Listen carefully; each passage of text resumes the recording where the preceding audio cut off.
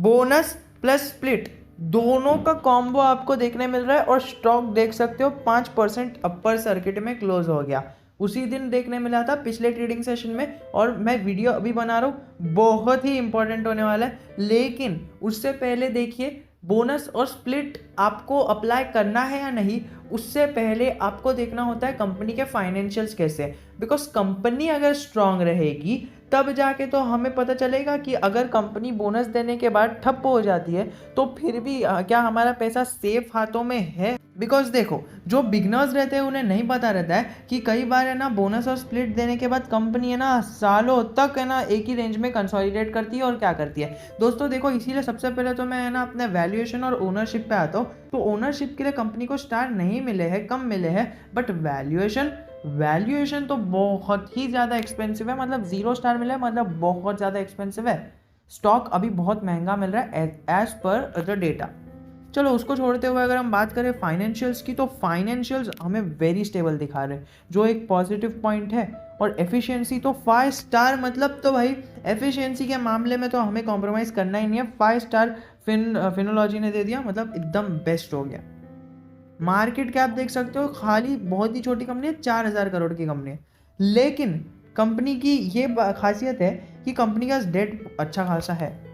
4,000 करोड़ की कंपनी है और 500 करोड़ का डेट है, मतलब 25% तो डेट ही है। और इसको छोड़ते हुए अगर हम बात करें उसके अकॉर्डिंग कैश की, तो 500 करोड़ का डेट है और 50 करोड़ का भी कैश नहीं। तो वो देख सकते हो आप, ये थोड़ा सा देख के इसके अंदर एंट्री ले।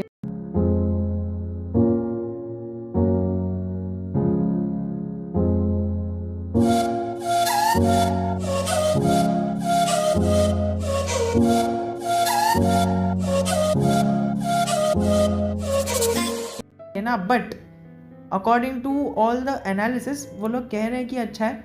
तो एक बार हम 5 ईयर का चार्ट पैटर्न देख लेते हैं। तो 5 ईयर में हमें ग्रोथ देखने मिली है ओनली ड्यू टू कोविड-19 थिंग। और आगे देखते हैं इस कंपनी का और डिटेल क्या बनता है।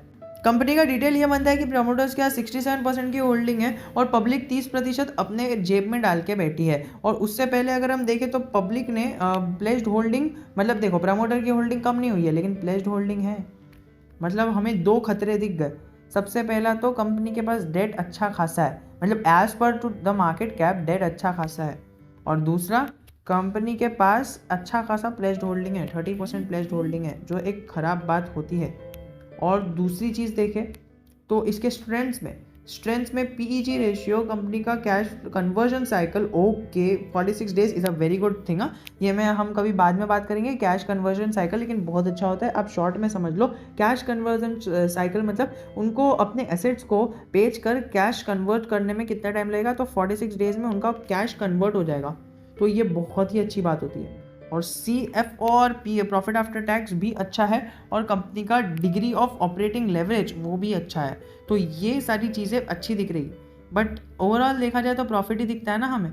तो प्रॉफिट आफ्टर टैक्स देख लेते हैं। तो प्रॉफिट आफ्टर टैक्स 24 करोड़ देख सकते हो आप, 24 करोड़ क्या आया, 100 करोड़, और 100 करोड़ क्या थोड़ा सा और आगे जाते हैं तो 200 करोड़, फिर 300, फिर 400। अरे बाप रे, ये अपने प्रॉफिट्स को 100% से बढ़ाते जाती है, मतलब 100 बढ़ाते जाती है, जो बहुत ही अच्छा है। और अगर आप EPS भी देखो तो EPS भी मुझे बहुत अट्रैक्टिव लगा है। 7 का EPS, 27 का, 59 का और 89 का और 11 का, जो 108 का, बहुत ही अच्छा EPS देते हुए कंपनी चल रही है, रेगुलरली ग्रोथ में चल रही है, जो कंपनी के लिए आगे जाके बहुत ही अच्छा होगा। बट एक चीज़ खटक रही है कि बोरिंग्स है।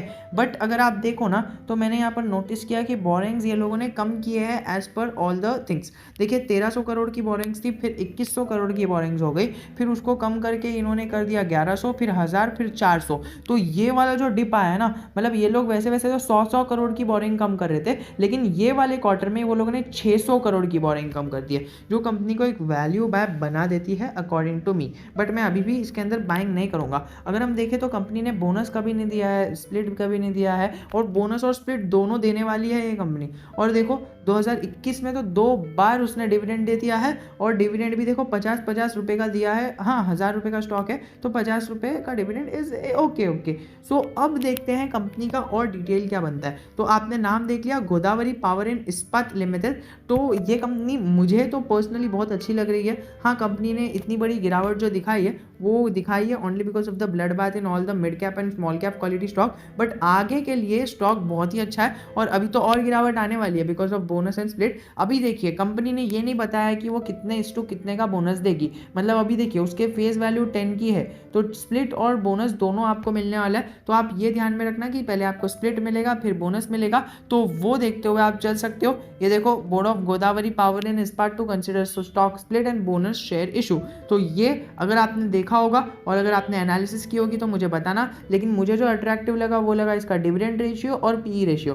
पी बहुत ही कम है, मतलब फ्रेश बाय अभी भी हम कर सकते हैं, और दूसरा डिविडेंड यील्ड भी, मतलब डिविडेंड भी देता है, जो कंपनी के लिए बहुत ही अच्छी बात है। और मुझे तो ऐसी कोई बुरी बात लगी नहीं, बस एक ही चीज़ है कि कंपनी बहुत अच्छी तेज़ी से भागी है, जो एक नेगेटिव साइन भी हो सकता है, बट ये मुझे नेगेटिव क्यों नहीं लगा। देखो जनरली कोई भी कंपनी इतना तेज़ी से भागती है तो उसके अंदर कुछ नेगेटिव पॉइंट छुपा होता है, बट अभी मुझे नेगेटिव पॉइंट क्यों नहीं लगा, बिकॉज देखिए इतने लंबे कंसोलिडेशन के बाद अगर कोई कंपनी भागती है ना, तब जब वो तो भागती है, मतलब स्टॉक मार्केट में रूल है कि जितना लंबा कंसोलिडेशन होगा उतना लंबा एक मूवमेंट आएगी। तो वही होता है, अगर आपको एक रेंज पर, एक ज़्यादा रेंज पर कंसोलिडेट करने देखने मिल रहा है ना, और अगर ऊपर के रेंज पर कंसोलिडेट कर रहा है मतलब बहुत लंबी अपवर्ड मूवमेंट आएगी, और अगर ऑन द कॉन्ट्रैरी वाइस वर्सा अगर नीचे के रेंज पर यहाँ पर कर रहा है कंसोलिडेट, तो एक लंबी गिरावट भी आ सकती है। तो उसका भी आप ध्यान अपने पोर्टफोलियो में और अपने स्टॉक इन्वेस्टिंग की जर्नी में रख के चल सकते हो। 52 वीक लो अगर आप देखो तो 260 का है